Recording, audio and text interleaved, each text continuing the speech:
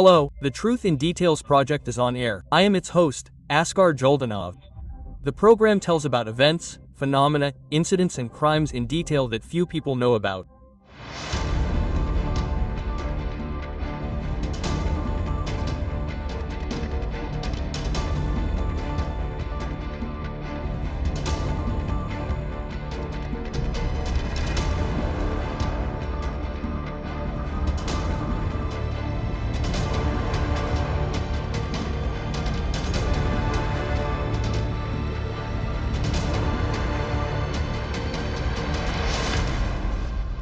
In the last episode, we started talking about the famous Kospaev gang, the same organized crime group that has been engaged in raiding in our country for many years. And we started with the episode related to the Abdygapparov family, Almaty businessmen who owned the AV construction company and built elite real estate in Almaty, including the Inti-City residential complex. Many Kazakhstanis probably know about this story, because many media outlets have been talking about it for many years. But here I would like to note the ingenuity and creativity of the Kospaev gang. In addition to the fact that they were assisted by various officials, they involved individual media journalists and bloggers, who vied with each other for a long time to tell Kazakhstanis how terrible the Abdygapparov family was and what inveterate swindlers they were. But after the well-known tragic events of Atyrau, almost the entire Kospaev gang fled the country. They were later found in Cyprus and the Emirates.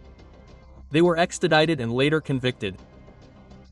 In this issue, we will tell you about other episodes that are no less interesting and about who played what role in this organized crime group. Our colleague Sultanta Arkpayeva will tell you in detail.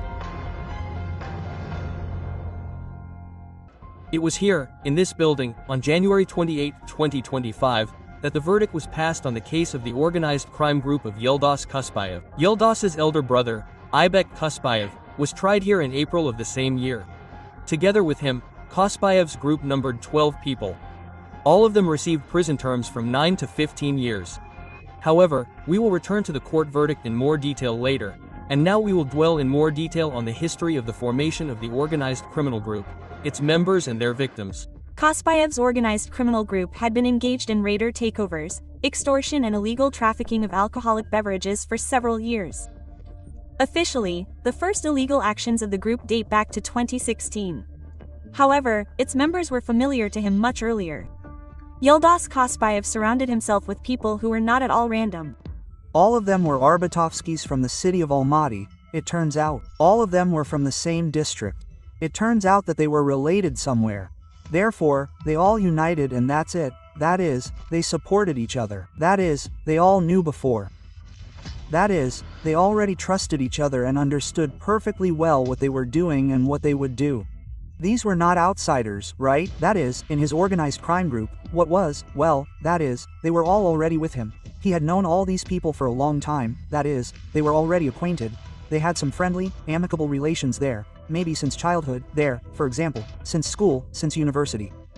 That is why, that is, he only let them near him. By the way, one of the companies opened by the UPG to carry out their illegal deals was called Orbita Group. Apparently, the participants decided not to puzzle over the naming. According to experts, the Cannibal Gang, let us recall that this was the nickname that stuck to Yeldos Kospaev, for his particular cruelty, was well structured. It had a clear hierarchy and strict reporting. They had their own specific chats. Where they were in these chat groups they were in, they sent each other reports on the work done. The chat consisted, as I explained, of these 12 people. Everyone wrote what they did. They all said to each other, everything is accepted, done, okay. This needs to be done, this needs to be done. Quote, that is, they were all kind of aware of who was doing what, who was doing what. In addition, each of the members of the organized crime group was responsible for a certain functionality and played a clear role in the group. Yeldos Kospaev, in addition to the general organization of the criminal group, was responsible for making key decisions on managing financial flows and legalizing assets. He exercised control over the actions of lawyers, intermediaries and security officials, and also provided cover through connections with officials and businesses. Timur Tanishev was Yeldos Kospaev's right hand and the coordinator of legal issues. He was the one who executed fictitious transactions, oversaw the registration of changes in the justice and tax authorities. Dostan Obizhanov was the deputy for the legal department, and was also responsible for financial and operational mediation. His responsibilities included the prompt execution of fraud and acid laundering. Obizhanov was also there as one of the members of the organized group. He was the deputy for the legal department, that is, he dealt with legal issues, how to properly formalize all this, how to prepare it. Jibek Kospaev, the older brother of Yeldos Kospaev, acted as a nominal founder and asset legalizer in the organized criminal group, participating in transactions as a legal facade. Aktau Kospaev, the younger brother of Lyudod, played a similar role, and also carried out partial management of companies in the alcohol and real estate trade. Ruslan Shalin was responsible for the power part in the group, participated in the physical coercion of victims to sign voluntary waivers. Oksana Kudrysheva, the only woman in the Kospaevo organized crime group, was responsible for the financial and legal part and, in fact, acted as the financial director, was responsible for all financial activities, the receipt of money, the expenditure of money, the apartments to whom they were rewritten, everything, basically, seals. That is, so that before any contract was concluded, everything was with her. Without her knowledge, without her visa, for example, nothing could happen. Erlin Imashev acted as the curator of regional assets and managed the distribution of seized property between the members of the organized crime group. Another character who acted as a legal facade was Rawan Babayev. It was he who was appointed by Kospaev to the role of CEO of AV Construction. Alexei Kuznetsov in the organized crime group was responsible for the part related to the illegal turnover of alcoholic beverages. It was like we had a controller, a cashier controller. All financial flows, everything that came from illegal activities of alcohol sales of alcoholic products, he summed it all up, controlled it, paid for what Kospaev, Yeldos and other participants needed to go somewhere, go on business trips or pay for something. He did all of this. That is, all the black money that came in, it all accumulated with him. Two more participants of the organized crime group, Komardan Alimov and Vasily Babushkin, performed the functions of a lawyer and economist, that is, they were ordinary office employees with the only difference that most of their actions were aimed at circumventing the law. If you look at the structure of the Kospaevo organized crime group and do not go into details, you get a completely ordinary medium-sized company with its own staffing schedule, accounting and legal department. Only instead of an annual business plan, there are plans for raider takeovers, and instead of coffee and cookies in the office kitchen, there are dozens of broken human lives.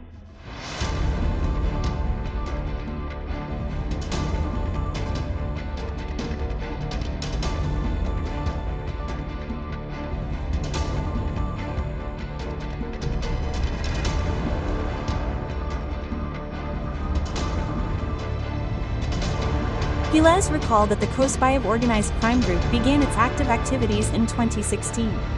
Over the 6 years of its existence, the group managed to carry out a raider takeover of a number of large enterprises in various regions of Kazakhstan.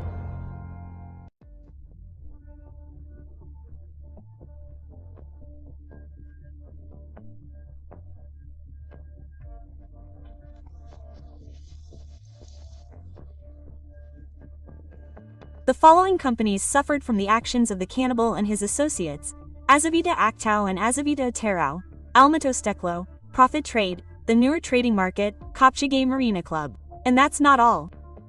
In the last issue, we told in detail the story of the takeover of AV Construction, a construction company owned by the famous businessman Almas Abdygapparov, which suffered damages in the amount of 4.6 billion tenge as a result of the organized crime group's actions. It is not known by what principle Kospaev chose the businesses into which he dipped his paw. However, it is known that the scheme of raider takeovers was always the same. Come, set your conditions, take away the business, put your people in place. People begin to manage. In this case, they block the main owner, rewrite the shares to themselves, and the company becomes their property, and they use this company, and receive this profit from it. The Abdygapparov family was the first who was not afraid to cast a glance at the blatant lawlessness committed by Kospaev and his people. It was with the statement of Almas Abdygapparov's mother Solja Spekova that the investigation into the organized criminal group began, the arrest of the first participants and the launch of the justice machine. Statements began to arrive from various entrepreneurs who came under pressure from this organized crime group, headed by Yeldos Kospaev. The victims were, well, Ava Construction, they're Almaty Glass, but those who are actually listed in the court verdict, there are about 7 episodes. And I think that there are probably other people. It's just that, well, a lot of people called us, in reality, the market owners called, who doubted, hesitated, were afraid, but did not dare. Unfortunately, despite the fact that the trial of the Kospaev organized crime group has already taken place and today its participants are serving their legal sentences in correctional facilities, most of the victims are still afraid to talk about what happened publicly. We respect their choice and will not go into the details of their story. However, we hope that sooner or later these people will decide to speak out. However, let's return to the chronology of events. After all, more than 2 years will pass from the moment the first members of the organized crime group were arrested until the start of the trial. Upon learning that an investigation had been launched against him, Yeldos Kospaev fled Kazakhstan. His 6 accomplices also fled the country. Ados and Jibek Joly, Ruslan Shalin, Erlan Imashev, Oksana Kudrysheva and Alexei Kuznetsov. The organized crime group members were on the international wanted list for about a year. And finally, on September 6, 2023, the National Security Committee transferred them from northern Cyprus to Kazakhstan. At that moment, the AFM was doing a colossal amount of work. The case there is more than 500 volumes. The AFM felt colossal pressure from people interested in the well-being of Yeldos Kospaev. As you know, Yeldos Kospaev was brought here thanks to a brilliant operation by the KNB of the Republic, namely the KNB of the Republic. That is, they were extradited here. This, well, I think it was a brilliant operation. Therefore, we are extremely, truly, infinitely grateful to the AFM, the National Security Committee. Even before the fugitives returned to their homeland, the organizer of their escape, a man named Mukarme Mashanlo, was sentenced to 2.5 years in prison. According to the prosecutor's office, Mashanlo helped 3 members of the UPNG cross the Kazakh-Kyrgyz border in a deserted place, for which he received a reward of 50,000 tenge. It turns out that he helped Shalin, Ruslan Yamashev, Kospaev,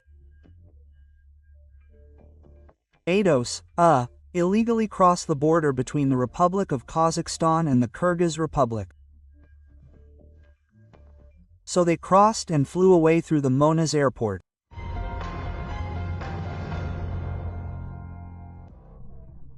Nevertheless, even the arrest of all the gang members did not dampen the ardor of Yeldos Kospaev and his confidence in his own impunity. Well, all this was difficult to prove, because the case is not simple. Difficult people have, one might say, great financial opportunities, how much they earned. That is, there were a lot of undercurrents, so to speak, that they obstructed the investigation of the criminal case. That's it. And they wanted this case to be closed by any means. That's why it was not brought to a logical conclusion. Few, probably, know that even then, when Yeldos Kospaev and his accomplices were extradited here, now we can talk about this directly, and they did not try, to open criminal cases against the investigators, that is, those who conducted the investigation. And according to Yeldos Kospaev's statement, of course, they were subsequently terminated as illegally initiated. This is understandable, but this speaks to the pressure the investigation was under during this criminal case. Almost immediately after the arrest of the first group of OCG participants, the property of Yeldos Kospaev and his associates was seized by a court decision. At that time, cash in the amount of almost $9 million, gold brand jewelry, 154 real estate objects, suspects and persons affiliated with them were seized. 102 apartments in a residential complex, 6 private houses, 28 non-residential premises, 11 plots, 1 retail facility, 2 garages, 4 parking spaces. 19 premium cars were also seized. However, the most interesting object was the villa. The cannibal captured Yeldos Kospaev himself, an entire gorge in the Almaty region, where, without any permits, he built an entire estate with a huge gym, a swimming pool, a movie theater, and a billiard room. There he bred thoroughbred horses and kept an entire zoo of wild animals. Yeldos Kospaev's villa was, like in the style of Pablo Escobar, so to speak. A building in which there were live lions, and a lion, a tiger, a bear, and that is, well, imagine such exotic animals, predators. Well, this probably somehow corresponded to Kospaev's very mentality. Yeldos Kospaev and his 6 accomplices were on the international wanted list for a little over a year. By the time they were extradited to their homeland, the mechanism of the legal system was already working at full capacity. The pre-trial investigation lasted about a year and a half, and according to representatives of the Financial Monitoring Agency, it was completed only in early 2024. However, there was still one more very difficult stage ahead: the trial of Kospaev's group.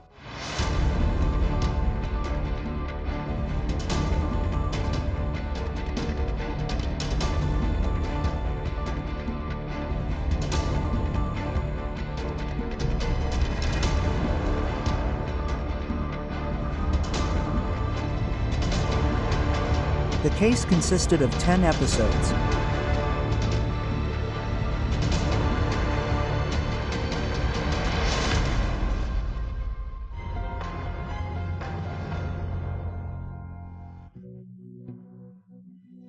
Under various articles.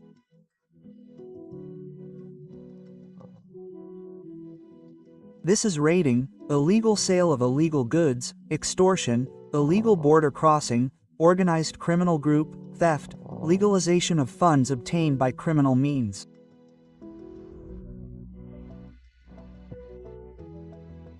It was not for nothing that Yeldos Kospaev surrounded himself with so many consultants, lawyers and economists. It was these people who helped him carry out illegal operations for several years in such a way that, in the end, the investigation had to make colossal efforts to detect and prove the fraud committed by the organized crime group. When we proved the amount of criminal income obtained by alcohol. That is, there were several enterprises in several regions that were engaged in illegal alcohol, where all the accounting was stored in the cloud. Here, and at the time when we already went there with searches, naturally, what is on the cloud, you need to get a login and password for this, which, naturally, no one gave us. So, accordingly, we had a hard time establishing, firstly, on which cloud this accounting is stored.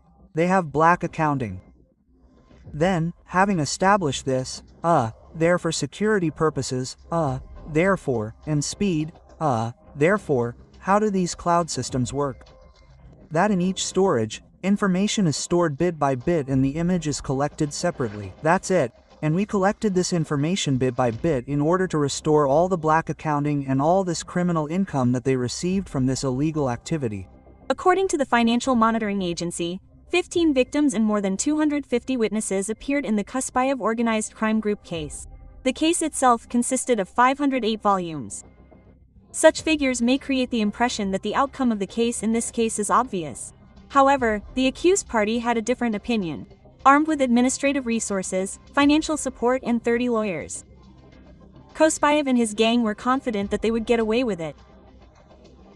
And this time, he was a god at that time for Yeldos Kospaev. He was not really allowed to say a word or a question across. He responded very brazenly, behaved very insolently, disdainfully not only to us, the participants in the process, but also to the presiding judge himself. To better illustrate the character of Yeldos Kospaev and his attitude to legal authorities, we will give an example from the story of Almas and Abdygapparov, which we covered in detail in the previous issue. Let us recall that the case against Abdygapparov was initiated back in 2021 at the instigation of Kospaev himself. However, at that moment, the cannibal did not even suspect his imminent fall and appeared in court only as a witness. At that time, remember, it was the time after the smoke, the court hearings were held online, so we were all connected via Zoom. And Yeldos Kospaev, as was required for other witnesses, participants in the process, was also supposed to join via Zoom, but apparently, he did not want to see us, apparently.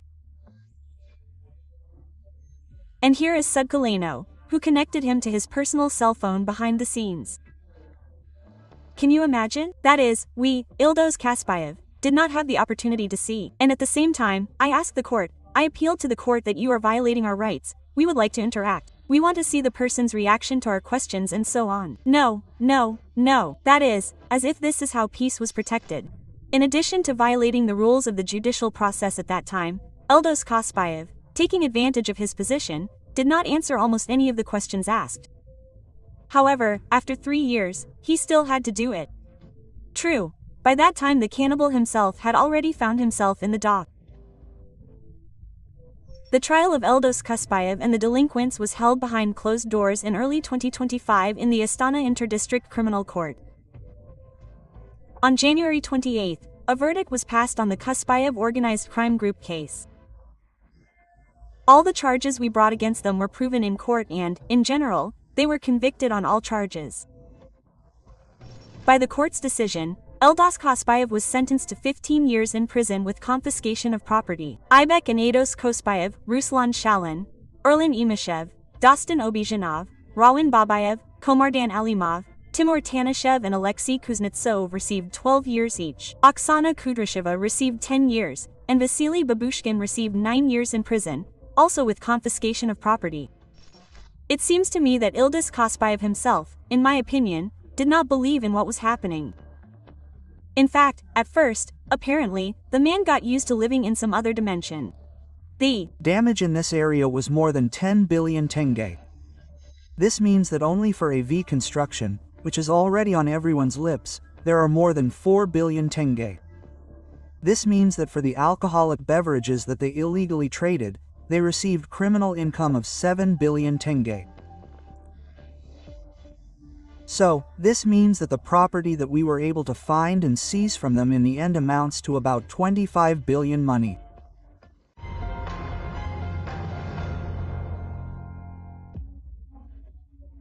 I believe that this criminal case is the best illustration of the words of our esteemed president of the country that there are no untouchables in Kazakhstan. And this case is an illustration of our president's assertion. And I believe that, well, in this case, such a precedent has been created that there are no untouchables in this country. This is how the most daring and fearless, and therefore especially frightening, organized crime group of the last decade ended its existence ingloriously. Often in films and TV series, the stories of bandits are presented in such a way that you want to empathize with them. This is the peculiarity of cinema. It romanticizes and embellishes. Our goal was to show the truth as it is. To make it clear, Yeldos Kospaev was not Robin Hood. He had been profiting from other people's business for years, trampling the fates of entire families into the dirt. And now, finally, he is reaping the real fruits of his actions. So, why are we returning again to the episode related to the Abdygapparov family? Yes, all because it was through real estate transactions that the Kospaev gang legalized billions of tenge received from the sale of unaccounted alcoholic beverages. Yes, this organized crime group operated on an industrial scale, but we will tell you about this in the next episodes of our program. The Truth in Detail was with you. Watch us on Jibek Joly TV channel and on social networks.